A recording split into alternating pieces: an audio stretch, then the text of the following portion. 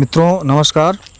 पिछले एपिसोड में आपके लिए जो प्रश्न दिया गया था उसका पहला कमेंट किया है मनीषा झा जी ने। बहुत सुंदर उत्तर दिया है उन्होंने। तो आइए देखते हैं इसका उत्तर क्या होगा। प्रश्न था अवंती सुंदरी पुस्तक के लेखक कौन हैं? तो ये हैं दंडी जी, जिसका उत्तर मनीषा जी ने बहुत बढ़िया दिया था। उठो जागो और तब तक न रुको जब तक अपने लक्ष्य को प्राप्त ना कर लो। इन्हीं भावनाओं के साथ मैं राम नारायण शर्मा ब्राइट स्टडी मंत्रा क्विज 20 में आपका हार्दिक स्वागत करता हूं और प्रस्तुत है आज के इस नए एपिसोड में प्रश्नावली 35 में। तो आइए प्रश्नावली को स्टार्ट करते हैं। पहला प्रश्न है, निम्नलिखित में से हाथी का पर्यायवाची है? ऑप्शन ए है गज, ऑप्शन बी है हस्ती, ऑप्शन सी है करी और ऑप्शन डी है गिरी।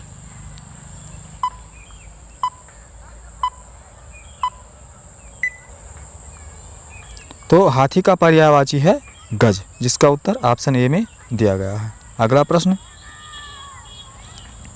प्रश्न नंबर 2, भारत की संविधान सभा के अस्थायी अध्यक्ष कौन थे? ऑप्शन ए है doctor B R. Ambedkar, option B है doctor B N. Rao, option C है डॉक्टर राजेंद्र प्रसाद और ऑप्शन डी है पंडित जवाहरलाल नेहरू।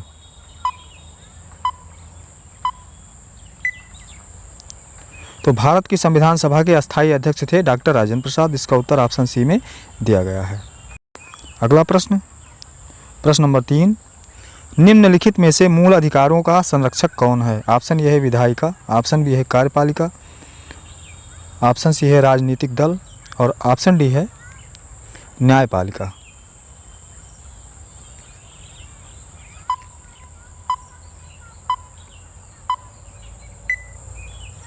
तो मूल अधिकारों का संरक्षक है न्यायपालिका, जिसका उत्तर ऑप्शन डी में दिया गया है। अगला प्रश्न, प्रश्न नंबर 4, सुल्तानपुर बर्ड सेंचुरी कहाँ स्थित है? ऑप्शन ए है चंडीगढ़ में, ऑप्शन बी है भरतपुर में, ऑप्शन सी है गुड़गांव में, ऑप्शन डी है गांधीनगर में।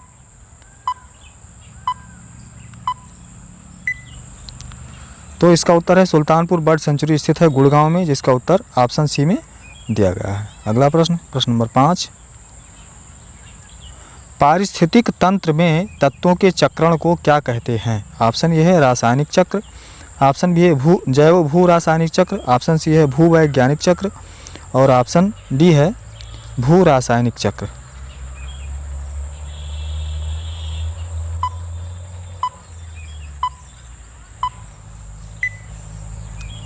तो पारिस्थितिक तंत्र में तत्वों के चक्रण को कहते हैं भूवैज्ञानिक चक्र, जिसका उत्तर ऑप्शन सी में दिया गया है।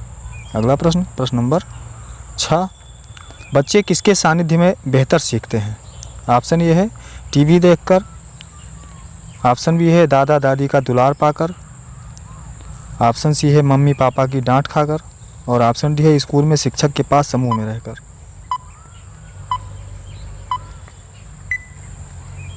तो बच्चे स्कूल में शिक्षक के पास समूह में रहकर बेहतर सीखते हैं, जिसका उत्तर ऑप्शन डी में दिया गया है। अगला प्रश्न, प्रश्न नंबर 7, 15वें वित्त आयोग के अध्यक्ष कौन थे? ऑप्शन ए है एन.के. सिंह, ऑप्शन बी है doctor C Rangarajan, option C है professor A M. Khusro, option D है डॉक्टर डी सुब्बा राव। तो इसका उत्तर है 15वें वित्त आयोग के अध्यक्ष थे एन.के. सिंह, जिसका उत्तर ऑप्शन ए में दिया गया है। अगला प्रश्न, प्रश्न नंबर 8, शताब्दी एक्सप्रेस गाड़ी का नाम किसकी शतवार्षिकी को संबोधित करता है? ऑप्शन ए है महात्मा गांधी, ऑप्शन बी है भारतीय राष्ट्रीय कांग्रेस, ऑप्शन सी है भारत का स्वतंत्रता युद्ध और ऑप्शन डी है पंडित जवाहरलाल नेहरू।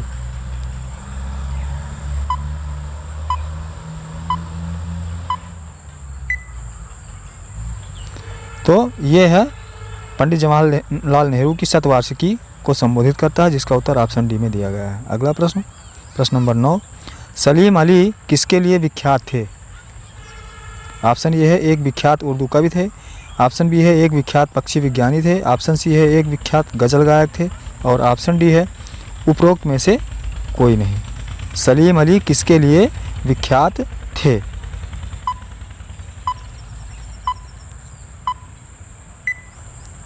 तो सलीम अली एक विख्यात पक्षी विज्ञानी थे, जिसका उत्तर ऑप्शन बी में दिया गया है। अगला प्रश्न, प्रश्न नंबर 10,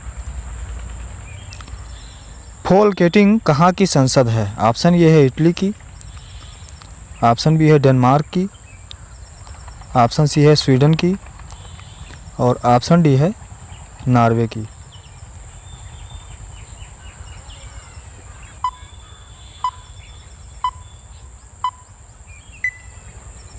तो फोल्केटिंग डेनमार्क की संसद है, जिसका उत्तर ऑप्शन बी में दिया गया है। अगला प्रश्न, प्रश्न नंबर 11। बिजली के पंखे की गति बदलने के लिए प्रयुक्त साधन क्या है? ऑप्शन ए है एम्पलीफायर, ऑप्शन बी है रेगुलेटर, ऑप्शन सी है स्विच और ऑप्शन डी है रेक्टिफायर।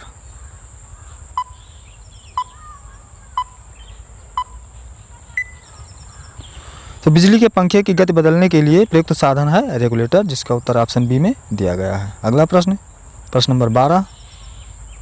मौसम अनुश्रवण युक्त सोडार कहाँ स्थापित है? ऑप्शन ए है जयपुर में, ऑप्शन बी है कटक में, ऑप्शन सी है चंडीगढ़ में और ऑप्शन डी है कैगा तथा कलपक्कम में।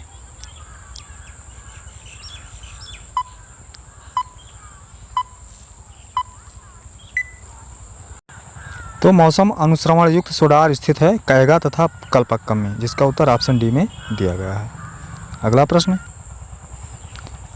प्रश्न नंबर 13। रुधिर परिसंचरण तंत्र की खोज किसने की? ऑप्शन ए है विलियम हार्वे ने, ऑप्शन बी है विलियम जोन्स ने, ऑप्शन सी है चार्ल्स डार्विन ने और ऑप्शन डी है लैमार्क ने।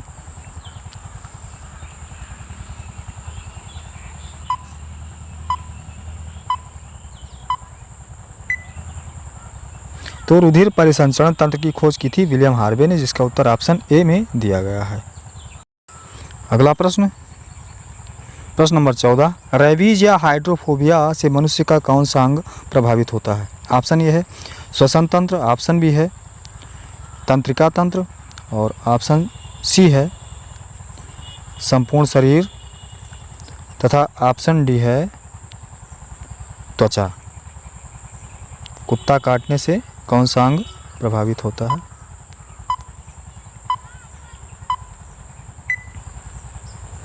तो रेबीज से प्रभावित होता है तंत्रिका तंत्र, जिसका उत्तर ऑप्शन बी में दिया गया है।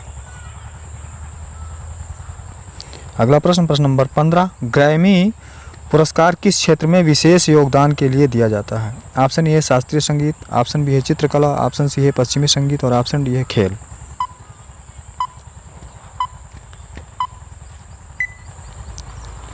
तो ग्रैमी पुरस्कार दिया जाता है पश्चिमी संगीत में विशेष योगदान के लिए, जिसका उत्तर ऑप्शन सी में दिया गया है।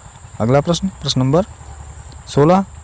मदर टेरेसा को भारत रत्न से किस वर्ष सम्मानित किया गया था? ऑप्शन ए है 1980 में, ऑप्शन बी है 1982 में, ऑप्शन सी है 1983 में और ऑप्शन डी है 1984 में।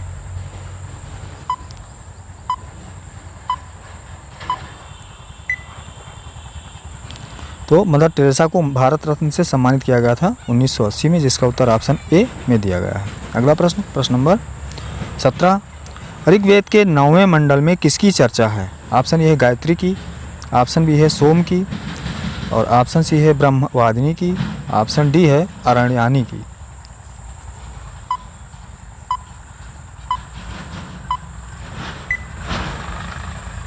तो ऋग्वेद के 9वें मंडल में चर्चा की गई है सोम की, जिसका उत्तर ऑप्शन बी में दिया गया है। अगला प्रश्न, प्रश्न नंबर 18। भूमध्य सागर का ज्वार किसे कहा जाता है? ऑप्शन ए है जिब्राल्टर को,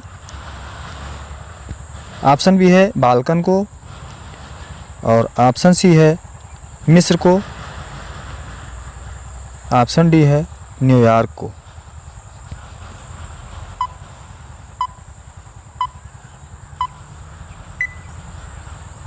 तो भूमध्य सागर का ज्वार कहा जाता है जिब्राल्टर को, जिसका ऑप्शन उत्तर ऑप्शन ए में दिया गया है। प्रश्न नंबर 19। कंप्यूटर से संबंधित एंटीवायरस का आविष्कार किस वर्ष किया गया था? ऑप्शन ये है 1986 में, 1987 में, 1988 में और 1989 में। तो एंटीवायरस का आविष्कार किया गया था सन 1987 में, जिसका उत्तर ऑप्शन बी में दिया गया है। अगला प्रश्न, प्रश्न नंबर 20। भारतीय सर्वोच्च न्यायालय की स्थापना संविधान के किस अनुच्छेद के तहत की गई है? ऑप्शन ये है 124(1), ऑप्शन बी है 124(2), ऑप्शन सी है 124(3) और ऑप्शन डी है 124(4).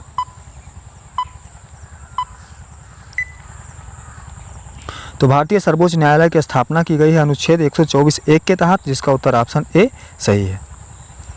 तो आइए अब आपके लिए प्रश्न, भारत में किसान क्रेडिट कार्ड योजना की शुरुआत किस वर्ष की गई थी? प्रश्न एक बार फिर से सुन लीजिए, भारत में किसान क्रेडिट कार्ड योजना की शुरुआत किस वर्ष की गई थी?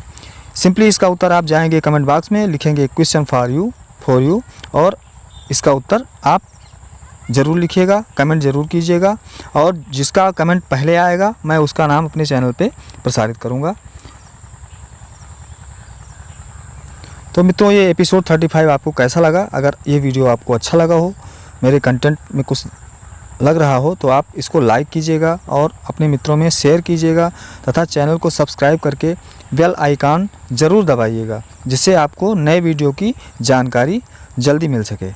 और मैं आशा करता हूँ कि आप अगला एपिसोड पूरा देखेंगे। तो मेरी ये कोशिश रहेगी कि आपको अच्छे कंटेंट उपलब्ध कराऊँ, जिससे आपको लाभ हो और मुझे भी आपका प्यार मिल सके। तो अगले वीडियो तक के लिए नमस्कार, जय हिंद, जय भारत, टेक केयर।